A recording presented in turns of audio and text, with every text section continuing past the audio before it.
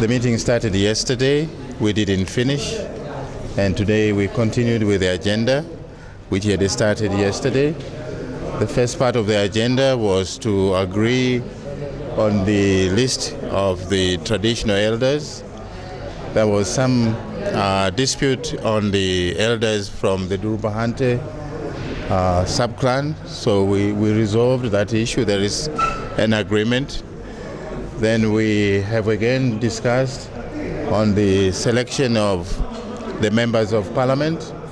We have emphasized on following the criteria that was laid out in the JARAA'ID principles in respect to education, to criminal record. We have also discussed the importance of making this selection of the parliamentarians corruption-free. We have also raised the issue of intimidation, that if these actions are taking place, these people can be disqualified from becoming members of parliament. We have revisited the issue of the women, that they must be given equal opportunity. We also discussed the possibility of establishing an upper house at this stage. That issue will be discussed a little bit more, because the priority in forming the lower house now, and at the same time see the possibility if the upper house can also be established, but without changing the ending of the transition on the 20th of August. We have also discussed on the need for the Technical Selection Committee to remain independent, to remain neutral, but also to give it full support and protection so that they can complete their work, to assist the traditional elders, and to make sure that the criteria that has been established in the selection of the MPs is followed.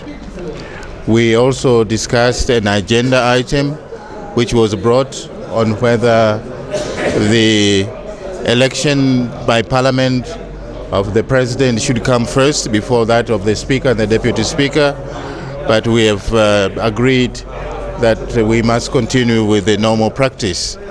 That is, we'll start with the election of the speaker, deputy speaker, and the president. But the main issues were really to make sure that this transition ends on the 20th of August, and for the list of the parliamentarians to be submitted as quickly as possible. But we want to make sure that this process is clean, and this process produces a qualitatively different parliament. Not only reducing numbers, but we need people who will be able to give a new direction after August, because the politics of transition must give way to the politics of transformation.